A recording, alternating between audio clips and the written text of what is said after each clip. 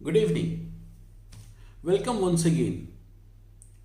आज हम एक सोशल टॉपिक की बात करेंगे। बहुत कॉमन सोशल टॉपिक है लेकिन बहुत महत्वपूर्ण है।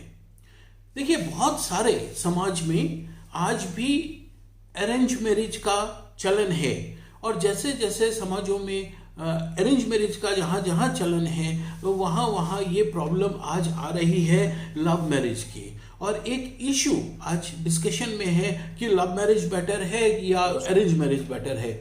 बच्चे हैं वो लव मैरिज को प्रेफर करते हैं, जो पेरेंट्स हैं वो अरेंज मैरिज को प्रेफर करते हैं। ऐसा लगता है एक खींचतान चल रही है दोनों के बीच, बच्चों के बीच और माता पिता के बीच एक रस्साकसी चल रही है। वो इधर खींचना चाहते हैं, वो इधर खींचना चाहते हैं। जरा हम इसको सिर्फ डिस्कस करते हैं। अगर हम इसके रूट में जाएं तो हम ये सोचने पे मजबूर हो जाते हैं आखिर में ऐसा क्यों हो रहा है। ऐसा तो नहीं है कि बच्चों से माता पिता प्यार नहीं करते या माता पिता से बच्चे प्यार नहीं करते। दोनों एक दूसरे को ट्रस्ट भी करते हैं, प्यार भी करते हैं। फिर ये प्रॉब्लम क्यों आ रही है? होता क्या है कि एक टाइम था जब हमारी बहुत इंडिविजुअल आइडेंटिटी कुछ नहीं होती थी।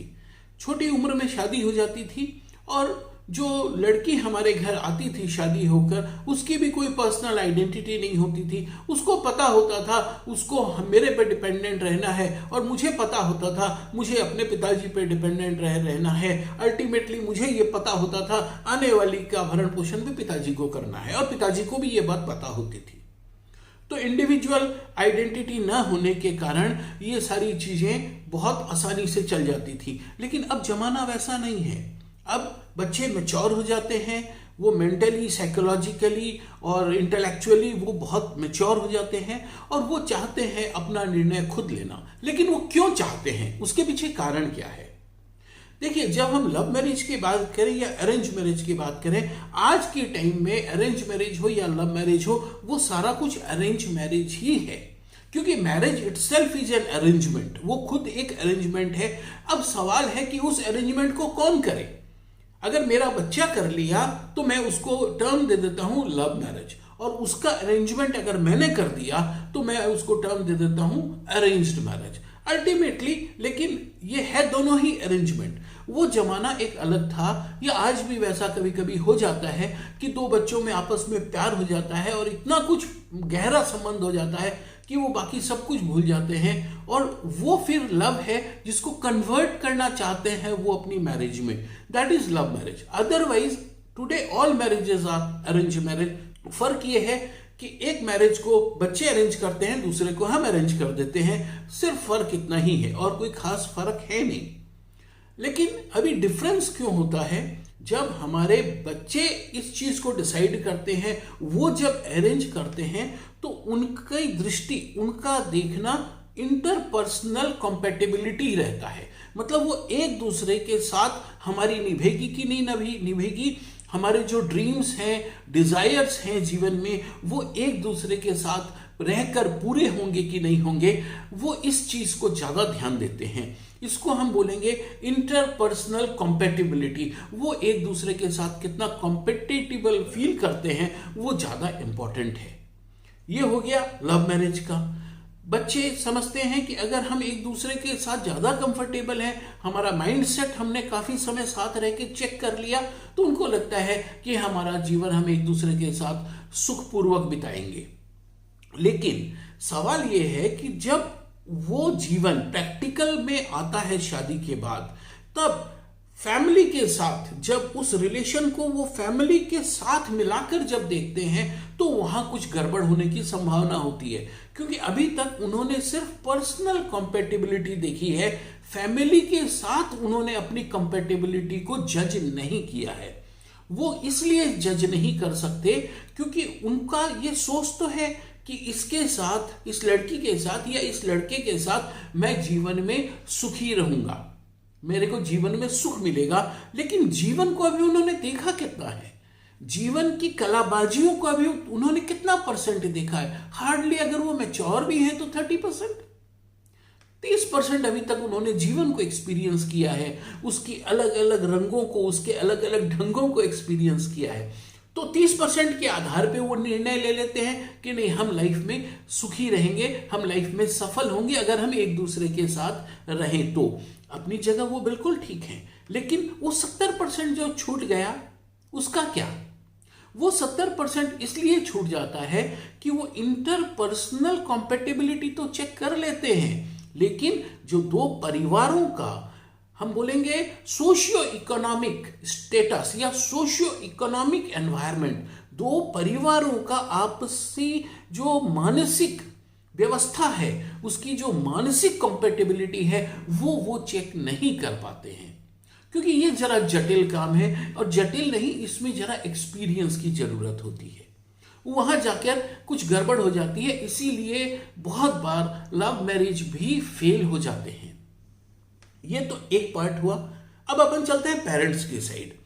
पेरेंट्स, अब आज के वर्तमान समय में जो पेरेंट्स होंगे वो प्राय मेरी उम्र के होंगे या मुझसे छोटे होंगे।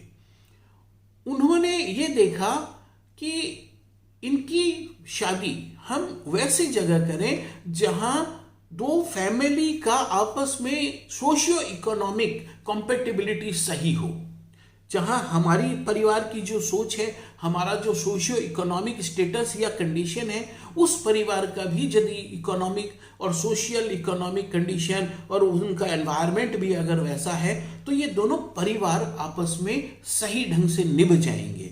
इसको हम फैमिली कॉम्पेटिबिलिटी या पारिवारिक कॉम्पेटिबिलिटी बोल सकते हैं। अब उन्होंने तो वो देखा, क्योंकि हमने तो बचपन से आज तक यही देखा कि इंडिविजुअल कॉम्पेटिबिलिटी बहुत खास मायने नहीं रखती। हम क्या देखते हैं कि हाँ, इसकी हाइट उसकी हाइट ठीक ठाक है, हाँ देखने में बच्चा ठीक ठाक है और पढ़ा लिखा है और बस कमाता है, हम इतना ही कुछ देखते हैं। लेकिन हमारे बच्चे इसके कहीं आगे उनकी दृष्टि जाती है जहां हमारी दृष्टि नहीं जाती, और परिवारों की फैमिली कॉम्पेटिबिलिटी को जब हम चेक कर सकते हैं वहां हमारे बच्चों की दृष्टि उतनी दूर नहीं जा पाती। होता क्या है, हम दोनों अपने अपने एक्सट्रीम में फंसे हुए हैं। आज जब हम अपने बच्चों की शादियां करते हैं तो हमारा जो माइंडसेट है वो थोड़ा और ज्यादा पोल्यूट हो गया है। अब हम फैमिली कॉम्पेटिबिलिटी को ज्यादा मटेरियल के हिसाब से देखते हैं। हम आज चेक नहीं करते कि उस परिवार में आर्ट कल्चर का क्या स्टेटस है, हम सामने वाले परिवार का एजुकेशनल या उनकी एकेडमिक में कितना उनका परफॉर्मेंस है, वो हम चेक नहीं करते, हम जरूरत नहीं समझते। हम बस देखते हैं कि हाँ, मटेरियली अगर ये लोग साउंड है, मतलब मनी, प्रॉपर्टी, अथॉरिटी अगर उनका ठीक है, तो हमको लगता है कि बस सब ठीक है, और यही हम मार खा जाते हैं।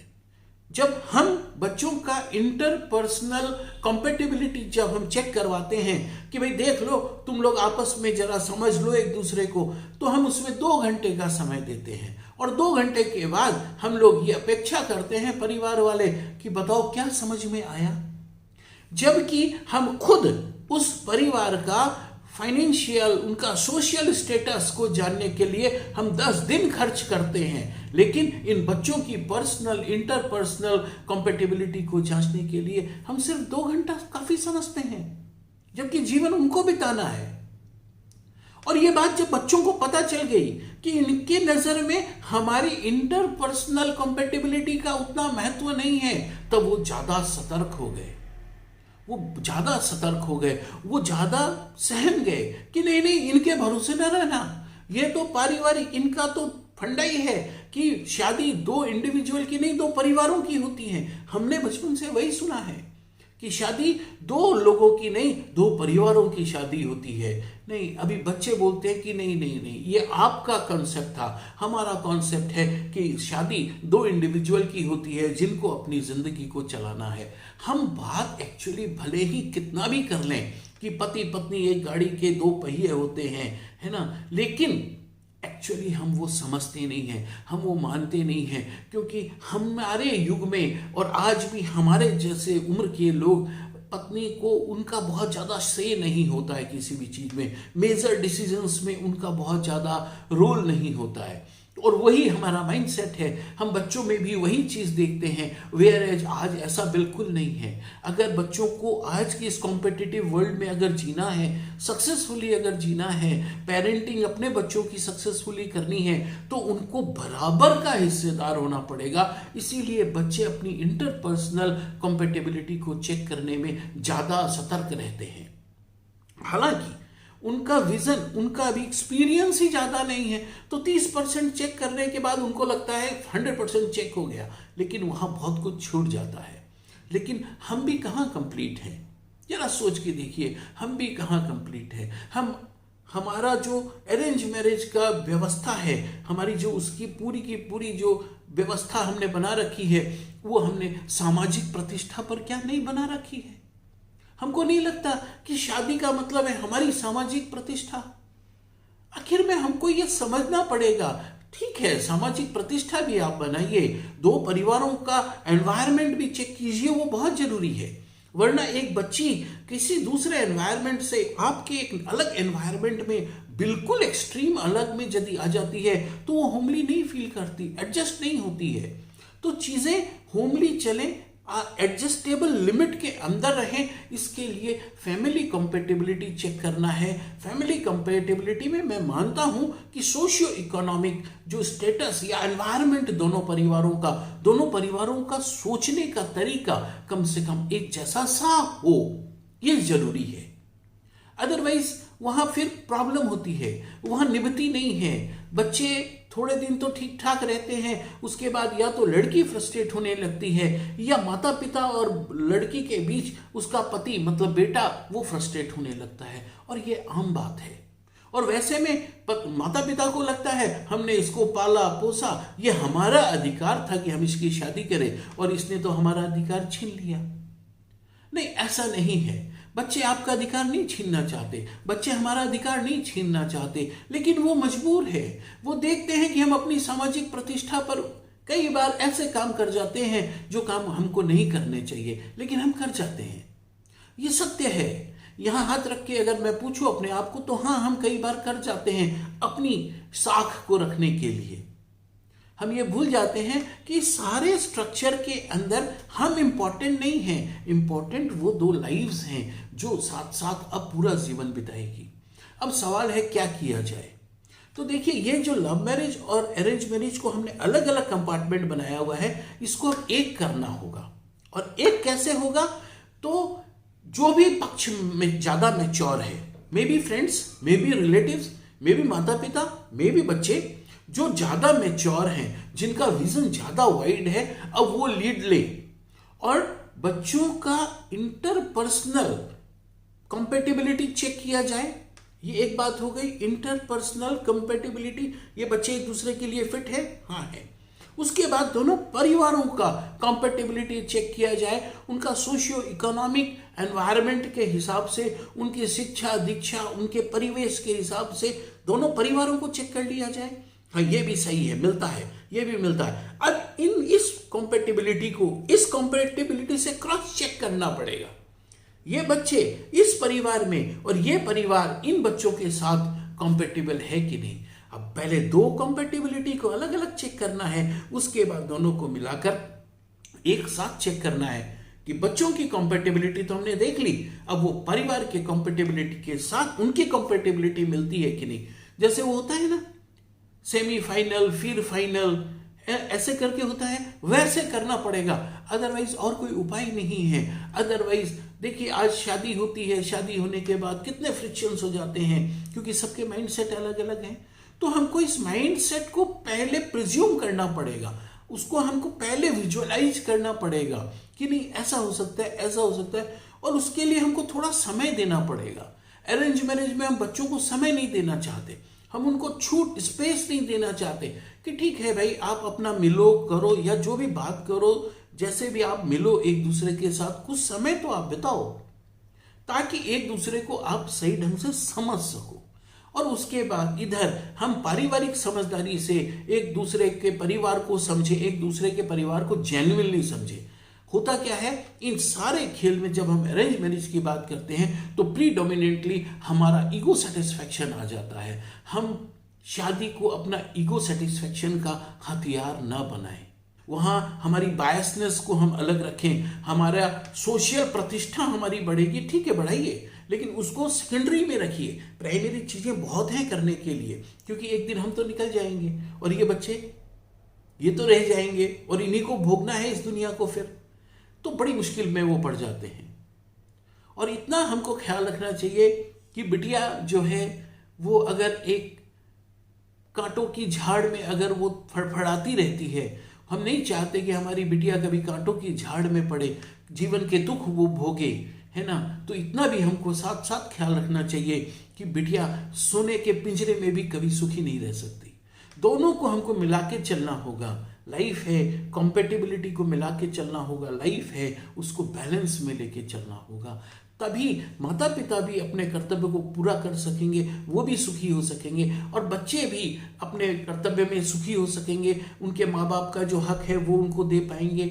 और बच्चे जो क्रूशियल, आज बच्चों के साथ सबसे बड़ी प्रॉब्लम ये है कि शादी उनकी लाइफ का क्रूशियल डिसीजन है और उस समय बच्चे अपने आप को अकेला फील करते हैं, बहुत अकेला फील करते हैं। उनको ऐसा लगता है कि ये सबसे क्रूशियल मोमेंट है मेरी लाइफ का और आज मैं अकेला हूं, सब हैं। क्यों? क्योंकि हम उनकी बात नहीं समझ सकते, वो हमारी बात नहीं समझ सकते। हम उनको फरलांग और गज के हिसाब से समझाते हैं। इतनी गज में इतना मीटर, वो हम उनको गज के हिसाब में बताते हैं, फरलॉन्ग के हिसाब में बताते हैं, वो किलोमीटर के हिसाब से समझते हैं। उनकी भाषा हमको नहीं समझ में आती, हमारी भाषा उनको नहीं समझ में आती।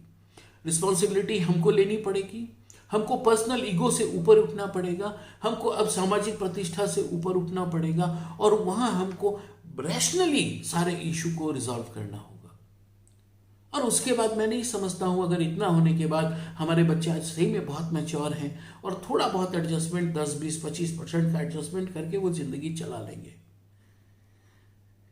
आज ये एक बहुत इंपॉर्टेंट इशू है, बहुत इंपॉर्टेंट इशू है। इस इशू के कारण बहुत सारी जिंदगियां खराब हो जाती हैं, तकलीफ में पड़ जाती हैं। अगर हम थोड़ा सा भी अपने विजन को क्लियर रखें, अपने माइंड को अगर थोड़ा क्लियर रखें, थोड़ा खुले दिमाग से अगर हम सोचें और एक्सरसाइज करें, तो शायद ये प्रॉब्लम को कुछ हद तक हम लोग अवॉइड कर सकते हैं। Thank you.